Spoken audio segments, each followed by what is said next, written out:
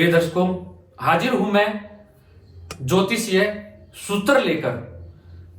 प्रिय दर्शकों, मुझे पता है कि आपको यह नहीं मालूम होगा कि आपकी कुंडली के अंदर की आपका शनिदेव किस नक्षत्र में बैठा हुआ है, किस राशि में विराजमान है। तो उससे पूर्व जब हम अपना कार्यक्रम शुरू करें, आप वीडियो को पॉज करके अपनी कुंडली को एक बार अवश्य खोल लीजिए, ताकि आपको यह पता रहे कि आपका शनि ग्रह किस नक्षत्र या किस राशि में बैठा है। जो सूत्र मैं आज आपको बताने जा रहा हूं वो आप समझ पाए। प्रिय दर्शकों, आप जानते हैं शनि ग्रह बहुत ही मंद ग्रहों में से एक ग्रह है। जन्म कुंडली के अंदर सबसे धीमा चलने वाला ग्रह है। वही प्रिय दर्शकों, जब शनि ग्रह के बारे में हम विश्लेषण करते हैं तो काफी बार बड़ा ही आनंद आ जाता है। तो जो आज का सूत्र है वो भी ऐसा ही है। और राशि में ग्रहों का प्रभाव आप सुनते आए हैं मेरे मुख से, लेकिन आज मैं नक्षत्र का प्रभाव आपको बता रहा हूं कुछ पूर्व पिछले दिनों से, जो आपको जानना बेहद आवश्यक है कि क्या प्रभाव नक्षत्र में ग्रहों का पड़ जाता है। प्रिय दर्शकों, आज मैं चर्चा कर रहा हूं बुध के नक्षत्र में शनि ग्रह की और किस राशि में आपके शनि बैठे हुए हैं। देखिए, जो बुध का नक्षत्र है वो 3 नक्षत्र हैं जन्म कुंडली के अंदर। प्रिय दर्शकों, उन 3 नक्षत्रों के अंदर अगर आपके शनि ग्रह बैठे हैं तो वो आपको कैसा प्रभाव देंगे। आश्लेषा नक्षत्र जो बुध का नक्षत्र है, ज्येष्ठा नक्षत्र जो बुध का नक्षत्र है, तीसरा रेवती नक्षत्र। प्रिय दर्शकों, अब ये जो तीनों नक्षत्र हैं ये किस राशि के अंतर्गत आते हैं। जो आश्लेषा नक्षत्र है वो कर्क राशि के अंतर्गत आता है, और जो ज्येष्ठा नक्षत्र है वो वृश्चिक राशि के अंतर्गत आता है। वहीं प्रिय दर्शकों, जो मीन राशि के अंतर्गत आता है वो है रेवती नक्षत्र। अब मीन राशि में बुध नीच के होते हैं, लेकिन वहां पे उसका नक्षत्र भी है। आज मेरा विषय ये नहीं है, मैं ये बताने जा रहा हूं अगर इन जो ये 3 राशि मैंने आपको बताई है, कौन सी राशि, ये जल तत्व राशि है। कर्क राशि और मीन राशि ये दोनों पूर्णतः जल तत्व राशि है, लेकिन जो वृश्चिक राशि है वो अर्धजलीय राशि है, अर्धजलीय राशि है। प्रिय दर्शकों, अब इन 3 राशियों के अंदर शनि ग्रह की कोई भी मित्रता नहीं है।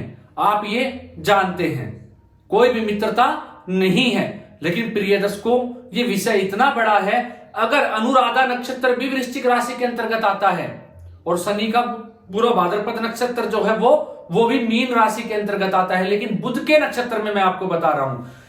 प्रिय दर्शकों, अगर आपकी कुंडली के अंदर इन 4 राशियों में जो मैंने आपको बताया, आश्लेषा, ज्येष्ठा, रेवती, बुध के नक्षत्र में शनि ग्रह बैठे हुए हैं, तो वो आपकी याददाश्त को कमजोर बना देंगे। आपकी याददाश्त को कमजोर बना देंगे, आपको अज्ञात भय से पीड़ित बना देंगे। ऐसा जातक या जातिका जिसकी कुंडली में ये योग है वो अज्ञात भय से पीड़ित नजर आता है, पाया जाता है। गठिया का रोग दे देते हैं शनि। क्या करते हैं? गठिया का रोग दे देते हैं अगर बुध के नक्षत्र में है, या दीर्घकालिक रोग जातक को आजीवन के लिए देके रख देते हैं अगर शनि ग्रह बुध के नक्षत्र में है। प्रिय दर्शकों, ये बात यहीं पे समाप्त नहीं हो जाती। जो शनि ग्रह है मैंने आपको बताया बुध के मित्र ग्रह हैं और बुध शनि के मित्र हैं। ये बड़ा ही श्रेष्ठ प्रभाव देते हैं एक दूसरे की अंतर प्रतंत्र दशा के अंदर भी। लेकिन यहां पे बुध के नक्षत्र में शनि अगर बैठ जाए तो ऐसा प्रभाव क्यों, इसको जरा समझने का प्रयत्न कीजिए। प्रिय दर्शकों, बुध के नक्षत्र में जब शनि बैठते हैं, ज्योतिष मूलतः है क्या? वेद का नेत्र है, वेद का नेत्र विष्णु भगवान को माना गया है। तो यहां पे हमारा ज्योतिष कहना क्या चाहता है? ये कह रहा है अगर बुध के नक्षत्र में शनि ग्रह है तो वो आपको भौतिक सुख से वंचित कर देंगे, भौतिक सुख से वंचित कर देंगे।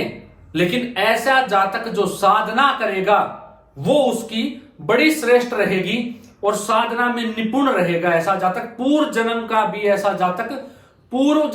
भी ऐसा जातक साधक होता है। प्रिय दर्शकों, जिसकी कुंडली में बुध के नक्षत्र में शनि ग्रह है। अब साधना की दृष्टि से देखिए, आध्यात्मिक दृष्टि से तो यह बहुत ही श्रेष्ठ योग है। लेकिन आज के युग में हम देखें, इस भौतिक सुख की ओर देखें, जो सारी दुनिया जिसके पीछे भाग रही है उसको हम देखें तो उस दृष्टि से ये योग खराब है। प्रिय दर्शकों, याददाश्त का कमजोर हो जाना, याददाश्त का कमजोर पड़ जाना, ये किस तरह से गलत है? किसी भी तरह से मैं इसे गलत नहीं मानता हूं। साधना की दृष्टि से यह बड़ा उत्तम और बड़ा ही श्रेष्ठ है। प्रिय दर्शकों, याददाश्त का कमजोर पड़ जाना, अगर आप सोच के देखें, जो बच्चा है उसकी याददाश्त कितनी शार्प होती है, कितनी तीव्र होती है और उसकी बुद्धि कितनी तेज काम करती है।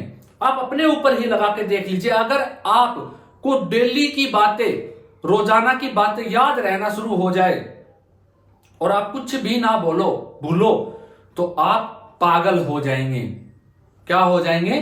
पागल हो जाएंगे। उसी चीज को सोच सोच के या पीछे जो आपके साथ घटा उन्हीं को याद करके आप पागल हो जाएंगे। यकीन नहीं है तो करके देख लीजिएगा। प्रिय दर्शकों, तो साधना की दृष्टि से जो उसने साधना की वो उसके लिए भूल जाना ही अच्छा है, क्योंकि कोई कमी रह गई हो या और कुछ त्रुटि हो तो उसको वो दूर कर पाए, पूरी चीजों को भूल के और आगे बढ़ पाए। ये साधना आध्यात्मिक दृष्टि के लिए ये योग बड़ा ही उत्तम है। प्रिय दर्शकों, लेकिन अगर शनि आपके बुध के नक्षत्र में है तो आपको याददाश्त कमजोर करेंगे, आपको गठिया का रोग देंगे, दीर्घकालिक रोग दे सकते हैं, अज्ञात वैसे ऐसे जातक को पीड़ित रखते हैं, तो ये अच्छा नहीं है। प्रिय दर्शकों, आशा करता हूं आज का कार्यक्रम आपको आनंद देने वाला रहा होगा। ये नक्षत्र से संबंधित कुछ विषय हैं जो मैं आपके साथ चर्चा कर रहा हूं।